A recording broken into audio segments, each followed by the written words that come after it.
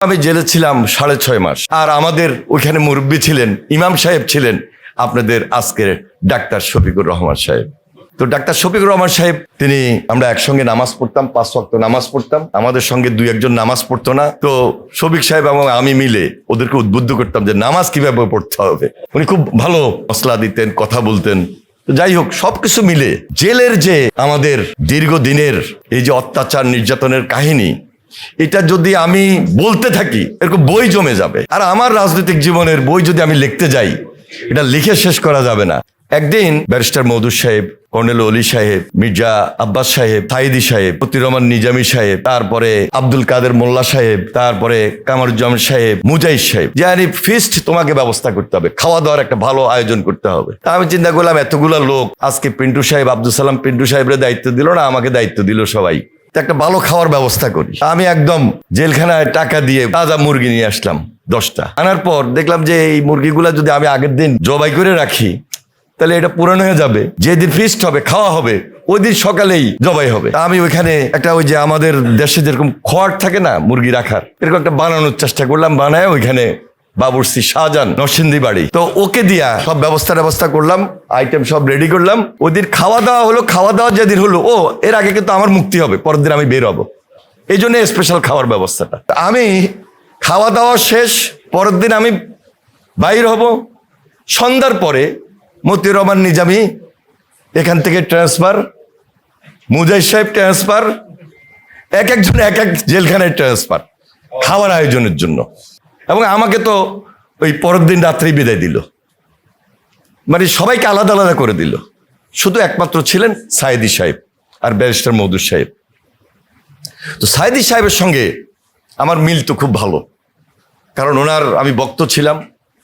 ওনার যেহেতু ব্যয়ের বাড়ি ছিল লক্ষ্মীপুর, সেই হিসাবে আমার প্রতি তার একটা দুর্বলতা ছিল। যখন এই লক্ষ্মীপুরে তাফসিরে কোরআন হইতো, তখনই উনি আমাকে দাওয়াত করতেন, আমি সেখানে যেতাম। আর কাদের মোল্লা সাহেব তো ছিল এক্সেপশনাল। সুরমাতে যখন ছিলেন, তখন যে আজকে কই মাছ খাওয়ার কম্পিটিশন হবে, উনি কই মাছ খেতেন, একটা কাঁটা পর্যন্ত ফেলতেন না। কই মাছের কাঁটাটা পর্যন্ত উনি চাপায় একদম কমপ্লিট করে পুরোটা শেষ করতেন, মাথা থেকে লেজ পর্যন্ত, মানে ফালানোর মতো কোনো কিছু থাকতো না। তো এরকম অনেক স্মৃতি মতিউর রহমান নিজামী সাহেবের সঙ্গে। তো এই যে আজকে এখানে আজহারুল ভাই বসা আছেন, উনি যেহেতু পাশের ছেলে ছিলেন, আমাদের সঙ্গে দেখা হওয়ার কোনো সুযোগ ছিল না, আমরা খোঁজ পেতাম। ঠিক ওই ব্যারিস্টার আরমানের আব্বা, উনি যেহেতু কাশিমপুরে আমাদের থেকে ভিন্ন জায়গায় ওনাকে রেখেছিল, তো এই জন্য ওনাদের সঙ্গে দেখা হতো মেডিকেলে। আর ওনাকে তো ডান্ডাবেড়ি পরে রাখতো সারাক্ষণ। উনি কোর্টে আসতেন, কোর্টে দেখা হইতো। আর পরোয়ার ভাইয়ের কথা বলে আমি শেষ করছি। আমি যেদিন একদম কাশিমপুরে গেলাম, আমি দেখলাম যে কাশিমপুর যাওয়ার সঙ্গে সঙ্গে পরোয়ার ভাই আমার উপরে এসে উপস্থিত, যে আগামীকালকে সকালে আমার ব্রেকফাস্ট, ওনার দাওয়াত আমাকে নিতে হবে। বাসা থেকে খাওয়া আসবে, বা এখানে কি খাওয়াবে না খাওয়াবে আমি এখনো রেডি না, প্রস্তুত না। তো পরের দিন সকালে ওনার আমন্ত্রণ রাখলাম, ওনার আমন্ত্রণে উপস্থিত হলাম। কারা জীবন অতিবাহিত হয়েছে বাংলাদেশ জামায়াতে ইসলামীর সেক্রেটারি জেনারেল মিয়া গোলাম পরোয়ার, ওনার নিজের হাতে লেখা 5টা বইয়ের মোড়ক উন্মোচন, এবং এই উন্মোচন উপলক্ষে আজকে বিশেষ যে অনুষ্ঠানের আয়োজন করেছেন, আমি ওনার দাওয়াত পাওয়া মাত্রই জেল জীবনের অংশীদার হওয়ার জন্য কথা 2-4টি বলার যে সুযোগ পেয়েছি, এবং যেভাবে ওনার আমন্ত্রণটিকে আমি বিশেষভাবে গ্রহণ করেছি, আমি ওনার প্রতি কৃতজ্ঞতা প্রকাশ করছি, এবং ওনাকে আমি আন্তরিকভাবে মোবারকবাদ জানাই এবং ধন্যবাদ জানাই। এটা আসলে কোনো রাজনৈতিক আলোচনার মধ্যে এই আলোচনাটা না, তবে ফ্যাসিবাদের বিরুদ্ধেই আমাদের আলোচনা। যদিও এখানে আমাদের জামাত ইসলামীর সকল নেতৃবৃন্দ যারা জেলে দীর্ঘ সময় মোকাবেলা করেছেন, জেলবন্দি ছিলেন, অত্যাচারিত, নির্যাতিত, এক কথায় মজলুম। তো উপস্থিত এটিএম আজহারুল ইসলাম সহ সম্মানিত অতিথিবৃন্দ, সুধী মণ্ডলী, আসসালামু আলাইকুম ওয়া রাহমাতুল্লাহি ওয়া বারাকাতুহু। আমি সবসময় তো রাজনীতি নিয়ে খুব ব্যস্ত থাকি এবং আমার ছাত্র জীবন থেকেই। যখন হাসিনা বিরোধী আন্দোলন ছিল তখন একদিকে পালিয়ে থাকতাম, আরেকদিকে পালানো অবস্থায়ও প্রোগ্রাম করা, অর্গানাইজ করা, ওই ব্যস্ততার মধ্যে দিয়ে আমার জীবনটা এখনো একইভাবে চলছে। আমার দল বাংলাদেশ জাতীয়তাবাদী দল, একদিকে দলের কর্মকাণ্ড, আরেকদিকে সরকারের এই মুহূর্তে গুরুত্বপূর্ণ দায়িত্বের কারণে আরো বেশি ব্যস্ত সময় আমাকে কাটাতে হয়। আমি বরাবরই কখনো একটা বই লিখব এই সুযোগটা পাই নাই। কতবার জেলে গিয়েছি, কতবার ডায়েরিতে পরোয়ার ভাইয়ের মতো এইভাবে নোট করেছি, ওনার যেরকম লেখা হয়েছে আমার লেখা হয় নাই। আমি এখন যেই দু চারটা কথা বলবো, ইচ্ছা করলে এই কথার থেকেও একটা বই লেখা যাবে। আমি এরশাদ বিরোধী আন্দোলন থেকে তখনই আমি একবার জেলে গিয়েছি। 25 জুলাই আমি গ্রেপ্তার হয়েছি, 6 জুলাই আমি বের হয়েছি, 6 আগস্ট, ওইটা জুলাই, 36 জুলাই। হ্যাঁ, আমি 1 তারিখে 6 মাসের জন্য বাজার করেছি, আমি এবং ব্যারিস্টার আন্দার রহমান পার্থ, সিদ্ধান্ত নিয়ে, টাকা একদম পিসির টাকা দিয়ে। ইলেকট্রিক চুলা পর্যন্ত কিনেছি, এটা এটা এটা কি কি লাগবে, 6 মাসের জন্য সবকিছু কিনে রেডি। কারণ 1 তারিখও মনে হয় নাই যে আমরা সবাই মিলে আন্দোলন করে এই যে ফ্রাঙ্কেনস্টাইন পদ্ধতিতে যিনি দেশ শাসন করেছিলেন, এটা ভয়ঙ্কর শাসক হাসিনার হাত থেকে আমরা রক্ষা পাবো। সম্পূর্ণ আল্লাহর হুকুম। 5 তারিখে যখন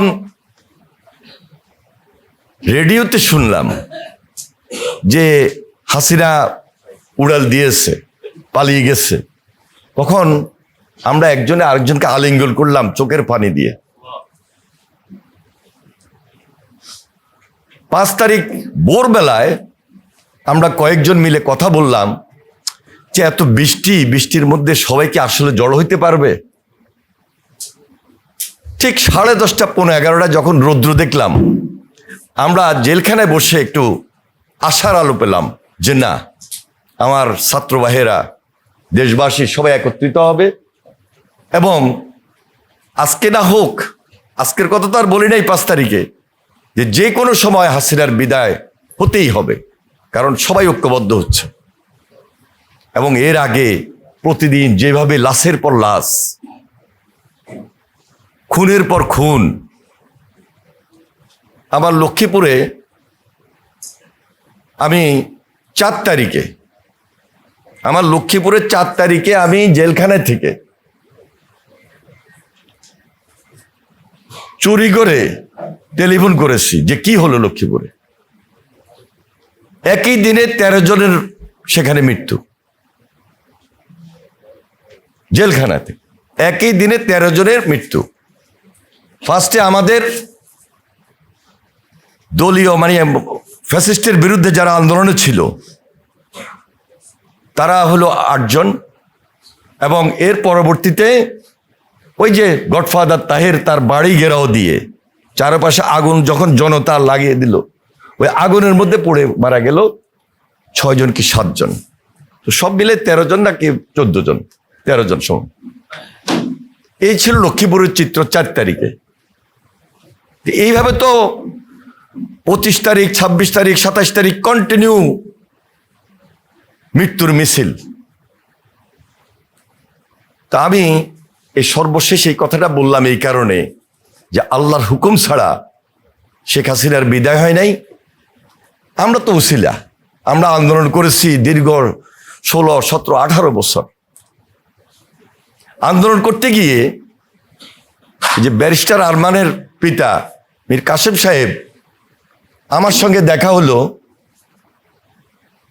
সুরমাতে, গাজীপুর, কাশিমপুর। তো বললো, অ্যানি তোমার এখানে এত কাঁঠাল সুরমাতে, তুমি আমার এখানে কাঁঠাল পাঠাও না, একা একা খাও। আমি বলি, দেখেন আমি খুব একটা কাঁঠাল বেশি খাই না, আম পাইলে বেশি খাই। আমি তোমার জন্য আম পাঠাবো, তুমি আমার জন্য কাঁঠাল পাঠাবা। আমি ওনার সঙ্গে দেখা হওয়ার পর 3-4টা কাঁঠাল প্রতিদিন কেটে কেটে পাঠিয়ে দিতাম। খুব পছন্দ করতেন কাঁঠাল। আমি 26 ছেলে ছিলাম, এই 111-এর কথা বলতেছি, পুরাতন। ফার্স্টে ছিলাম এরশাদনগরে, যেখানে এরশাদকে রাখতো, ওটার নাম ছিল এরশাদনগর। পরে ছিলাম 26 ছেলে। তা আমাদের আজকের প্রধানমন্ত্রী জনাব তারেক রহমান তখন জেলে। তা আমরা তো তখন ওনার সঙ্গে দেখা করা তো আমাদের জন্য কঠিন ছিল, দেখা করতে দিত না। লুকে আমরা দেখা করতাম, লুকিয়ে আমরা তার পাশে যাওয়ার চেষ্টা করতাম। তার উপর অত্যাচার নির্যাতনের কাহিনী তো নতুন করে বলার প্রয়োজন নাই। এখনো তিনি প্রাইম মিনিস্টার, কিন্তু ওই যে অত্যাচার নির্যাতনের চিহ্ন নিয়েই চলছেন। আল্লাহর হুকুম 40 ঊর্ধ্ব হয়েছে। আমি 1980 সাল থেকে সরাসরি এই ছাত্র রাজনীতির সঙ্গে সম্পৃক্ত, প্রেসিডেন্ট জিয়ার সময় থেকে, ওনার হাত ধরে খালকাটা কর্মসূচি থেকে। তো প্রেসিডেন্ট জিয়া যেহেতু একজন দেশপ্রেমিক নেতা ছিলেন, তিনি যে একজন মোমেন ছিলেন, ওই প্রকৃত মোমেনের পিছনে রাজনীতি করার সুবাদে আমি নিজে চেষ্টা করি তার আদর্শকে ধারণ করা। তার রাজনৈতিক দর্শন আমাকে উদ্বুদ্ধ করেছিল। বিদায় সর্বশেষ দেশনেত্রী বেগম খালেদা জিয়ার নেতৃত্বে আমার রাজনৈতিক উত্থান ছাত্র জীবনে। তা এখন পর্যন্ত অনেকেই বলে যে এখনো ছাত্রের মতোই লাগে, আপনার বয়স তো খুব একটা বেশি হয় নাই। তা আল্লাহর হুকুম সবাই দোয়া করবেন, আমরা যেন মিলেমিশে পার্লামেন্টে যেভাবে কথা বলি, বাইরে যেন সেটা রাখতে পারি। পার্লামেন্ট এবং বাইরের মধ্যে কিন্তু কিছুটা হলেও ডিফারেন্স আপনাদের মধ্যে আছে। প্রকৃতপক্ষে এই ডিফারেন্সটা থাকা উচিত না, কারণ ডিউ টু ফ্যাসিবাদের বিরুদ্ধে লড়াই সংগ্রাম আমাদেরকে চ্যালেঞ্জ দিয়ে করতে হয়েছে। পার্লামেন্টে সর্বশেষ 2008-এ যখন ছিলাম, তখন ওই প্রাইম মিনিস্টার ওখানে বসতো আর আমরা আমাদের বিরোধী দলের নেতার পিছনে বসতাম। এইভাবে আঙ্গুল দিয়ে বলতো, তোকে দেখাই দিব। ওইটার প্রতিবাদও আমরা করেছি, হাসিনার কাছে মাথা নত করি নাই। তো যাই হোক, সবাই নতুনভাবে দেশটাকে গড়ব, এটাই তো আমাদের কাছে সাধারণ মানুষের আশা, প্রত্যাশা। এই প্রত্যাশার জায়গা থেকে আমরা সবাই ঐক্যবদ্ধ থাকবো। ধন্যবাদ সবাইকে। আসসালামু আলাইকুম ওয়া রাহমাতুল্লাহি ওয়া বারাকাতুহু। ধন্যবাদ জনাব মন্ত্রী মহোদয়কে।